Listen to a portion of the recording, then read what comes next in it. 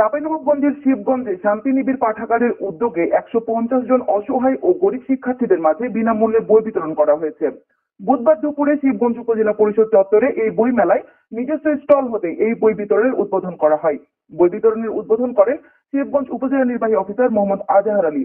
এই সময় উপস্থিত ছিলেন সদ্য বদলিকৃত সাবেক শিবগঞ্জ উপজেলা সমাজ সেবা কর্মকর্তা কাঞ্চন কুমার দাস, উপজেলা প্রাণী সম্পদ অফিসার ডাক্তার শাহাদাত হোসেন, সহকারী কমিশনার ভূমি তৌফিক আজিজ, শান্তিনিবিড় পাঠাগারের পরিচালক ও প্রতিষ্ঠাতা শিক্ষার্থী নাহিদুজ্জামান ও সাধারণ সম্পাদক সাদিকুল ইসলাম হেলাল সহ আরো অনেকেই।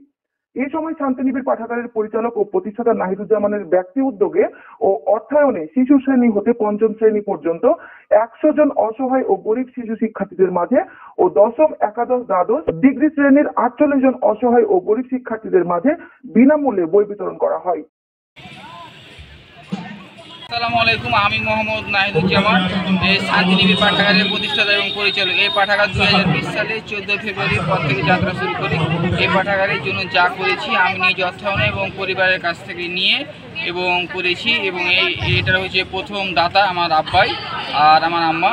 তারপরে বাইরে থেকে আমি কোথাও কারোর কাছে কিছু নিই না, আর এখনও নিইনি। পাঠাগারের বিষয়ে ওইরকম বাইরে কোনো মানুষের কাছে লাওয়ার ইচ্ছা নাই। এই পাঠাগারের জন্য আরও ভালো কিছু করতে চাই।